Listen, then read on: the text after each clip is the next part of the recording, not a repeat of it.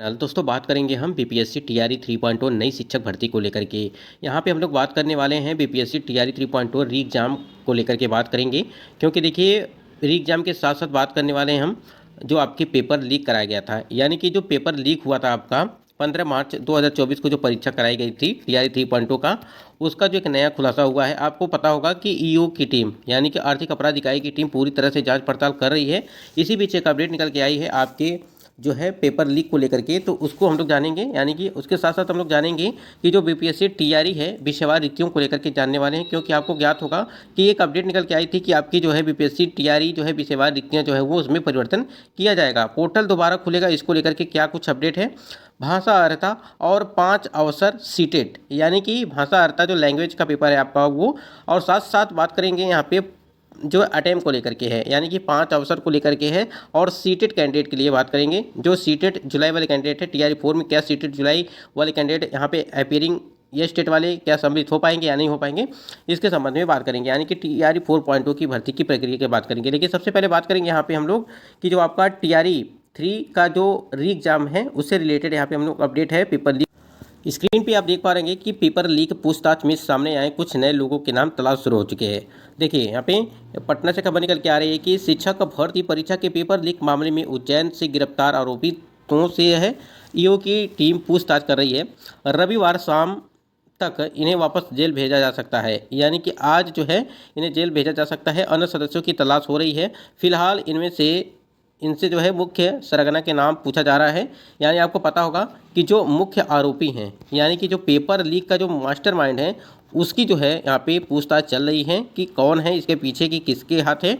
गिरफ्तार आरोपितों के तार उत्तर प्रदेश लोक सेवा आयोग के स्तर से आयोजित सिपाही भर्ती परीक्षा के प्रश्न पत्र लीक कांड से भी जुड़ रहे हैं। यानी आपको पता होगा जब सिपाही भर्ती परीक्षा कराई गई थी उत्तर प्रदेश में, उसका भी पेपर लीक जो है देखने को मिला था, और ये जो है ये लोग उसमें भी जो है सम्मिलित थे। यहाँ देखिए प्रश्न पत्र लीक कांड से भी जुड़ रहे हैं।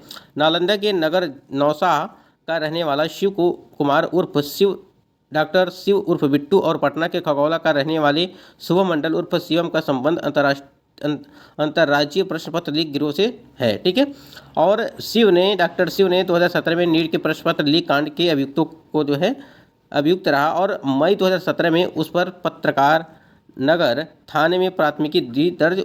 उसका जो है सह आरोपी शुभम मंडल था जो यूपी का था। ठीक है। मतलब कहने का मतलब ये है कि जितने भी कैंडिडेट हैं, देखिए यहाँ पे अगर पेपर लीक की जो आर्थिक अपराध इकाई की जो टीम है वो अगर जांच पड़ताल कर रही है, सही तरीके से सारी प्रक्रिया चल रही है, तो कोई भी बचने वाला नहीं है। यानी कि पेपर जो लीक हुआ था उसमें जितने भी आरोपी हैं वो पूरी तरह से पकड़े जाएंगे। तो ये तो कार्य चल ही रहा है। साथ साथ ये भी जान लीजिए कि जो आपकी बीपीएससी टीआरई 3.0 है, जो आपका री एग्ज़ाम है, उसका भी जो है डेट कंफर्म हो चुका है। यानी कि 10 और 11 जून ये 2 डेट आपकी लग चुकी है। 10 और 11 जून को अगर परीक्षा करा ली जाती है तो कहीं ना कहीं आपकी जो जुलाई में आने वाली है, ठीक है, जो जुलाई में नोटिफिकेशन आने वाली है टीआरई 4.0 की, उसकी भर्ती प्रक्रिया भी वो भी पूरे अपने समय पे होगी। नहीं तो इसी प्रकार से जो है वो उसकी भी डेट आगे बढ़ती चली जाएगी। आप लोगों ने देखा होगा कि जब यह स्टेट की परीक्षा कराई गई, यानी कि जो यह स्टेट का फॉर्म अप्लाई कराया गया लगभग नवंबर या दिसंबर में, ठीक है, नवंबर या दिसंबर में आपकी परीक्षा ये जो फॉर्म अप्लाई हुआ था यह स्टेट का, और लेट होते होते आप समझ सकते हैं कि पूरे 5 या 6 महीने से ऊपर जो है ये प्रक्रिया हो चुकी है। अभी तक परीक्षा का कोई नामो निशान नहीं है। लेकिन एक चीज़ बताया गया कि 20 मई से लगाकर कि 30 मई के बीच आपकी परीक्षा का आयोजन हो जाएगा। एक तरह से देखा जाए तो 25 मई डेट यहाँ पे बताई जा रही है कि 25 मई के आसपास जो आपकी परीक्षाओं का आयोजन वो हो सकता है, अगर यह स्टेट हम परीक्षा तिथि को लेकर के बात करें तो। ठीक है।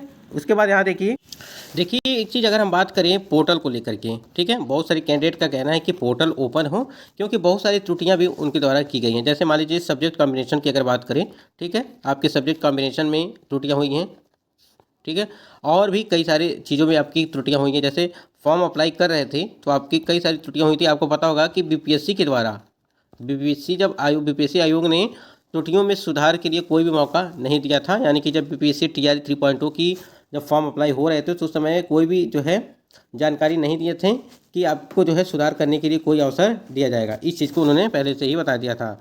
और उन्होंने ये भी चीज़ बताया था कि जब फॉर्म अप्लाई होगा तो आपको अगर लगता है कि कुछ ज़्यादा ही मिस्टेक हो चुका है फॉर्म में, तो आप दूसरा जो है रजिस्ट्रेशन दोबारा कर सकते हैं, ऐसा उन्होंने जो है निर्देश दिया था। एक चीज़ समझिएगा कि अगर हम देखिए कंपटीशन की बात करें, अगर एक सेकेंड यहाँ पे, तो देखिए 1 to 5 की भर्ती की प्रक्रिया की बात करें, जैसे कि आपको ज्ञात होगा कि लगभग आपके टोटल जो वैकेंसी थी वो 87,774, ये आपकी टोटल वैकेंसी थी। ठीक, तो अगर 700 यहाँ पे 87,774 वैकेंसी थी कुल, और कुल आवेदन कितने आए थे, लगभग अगर चारों वर्गों में देखा जाए तो लगभग 5,81,305 ये आंकड़ा निकल के आया था। इतना ही, मतलब कि 5,81,305 ये जो है पूरा फॉर्म अप्लाई हुआ था, परीक्षा में सम्मिलित होने वाले कैंडिडेट थे जब आपकी परीक्षा कराई गई थी। देखिए पीआरटी की अगर बात करें, पीआरटी में आपकी वैकेंसी कितनी थी, लगभग 28,026। ठीक है, 28,026 वैकेंसी थी, जिसमें से लगभग 1,60,000 मान के चलिए 1,60,000 जो है कुल आवेदन आए थे। तो आप समझ सकते हैं कि एक सीट पर लगभग 5 या 6 कैंडिडेट थे। अब इसको बताने का सिर्फ मतलब इतना ये है कि अगर यहाँ पे 5 से 6 कैंडिडेट यहाँ पे आ रहे थे, ठीक है, तो आप समझ सकते हैं अगर हम जब आपकी परीक्षा खत्म हो जाएगी तो आप देखिएगा कट ऑफ कितनी हाई जाएगी। इस चीज़ को भी ध्यान रखिएगा, क्योंकि आपको पूरा टाइम मिल गया। जिनकी तैयारी अच्छी नहीं थी उनकी भी तैयारी बेहतरीन हो चुकी है, और अभी भी टाइम है। आप समझ सकते हैं कि 10 और 11 जून को 10 और 11 जून को जो है आपकी परीक्षा है, तो आपको अभी भी टाइम, काफ़ी ज़्यादा टाइम है। तो तैयारी भी बेहतर हो जा रही है और हो भी रही है। पहले भी तैयारी बेहतर थी, जिनकी थोड़ी बहुत थी तो वो भी अच्छे तरीके से वो हो रही है। अगर यहाँ पे 1 to 5 की कंपटीशन लेवल की बात करें, तो अगर एक सीट पे 5 या 6 कैंडिडेट हैं तो नॉर्मल सा है, बात है, ये ठीक ठाक है अगर देखा जाए तो। क्योंकि फॉर्म आवेदन जो आए हैं वो 1,60,000 आए हैं, तो 1,60,000 में ऐसा तो है नहीं कि 1,60,000 ही सिर्फ कैंडिडेट यहाँ पे परीक्षा देंगे, इससे कम भी हो सकते हैं। बहुत सारे कैंडिडेट ने परीक्षा भी नहीं दिया होगा और इस बार भी हो सकता है न दें। ठीक है, लेकिन ऐसा भी हो सकता है जिन्होंने किसी कारणवश परीक्षा छोड़ दिया था अब वो परीक्षा देंगे, तो कंपटीशन लेवल हाई होगा, यानी कि कट ऑफ भी आपकी ज़्यादा। अगर यहीं पे बात करें हम लोग जो आपकी 6 to 8 की, हमने तो 1 to 5 की बात कर लिया, अगर 6 to 8 की बात करें कंपटीशन की एक लेवल क्या थी आपकी, देखिए टोटल वैकेंसी थी वो 19,645, ये आपकी टोटल वैकेंसी थी। अगर इसमें कुल आवेदन की बात करें तो 2,13,940, ठीक है, ये यानी कि 2,13,940। तो अगर देखा जाए तो एक सीट पर 10 या 11 कैंडिडेट यहाँ पे फाइट कर रहे थे।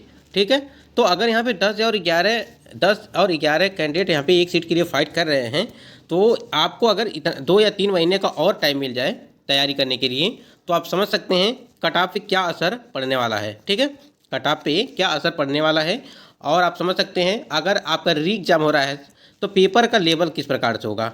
ठीक है, आपका पेपर का लेवल किस प्रकार से होगा, क्या उसका स्तर रहेगा, क्या कठिनाई रहेगी, जो भी चीज़ें हैं आप समझ सकते हैं। अगर यहीं पे हम लोग बात करें 9वीं 10वीं के लिए, ठीक है, 9वीं और 10वीं के लिए अगर बात करें यहाँ पे, तो आपके वैकेंसी तो काफ़ी कम थी, यानी कि 16,970 के आसपास वैकेंसी थी आपकी। ठीक है, यानी कि 16,000 जो है 970 वैकेंसी थी, लेकिन आवेदन आपके आए थे 1,44,000 जो है 735, ये आपकी टोटल 1,44,735 ये आपकी जो है नंबर ऑफ स्टूडेंट थे। ठीक है, और अगर एक सीट की बात करें यहाँ पे तो लगभग 8 या 9 कैंडिडेट, ठीक है, 8 या 9 कैंडिडेट एक सीट पे यहाँ पे फाइट कर रहे थे। तो कंपटीशन लेवल अच्छा है, ठीक ठाक है, लेवल जो है वो अच्छा है, क्योंकि अगर एक सीट पे 8 या 9 लोग फाइट कर रहे हैं, अगर 7 या 8 होंगे तभी कंपटीशन लेवल काफ़ी ठीक ठाक रहने वाला है।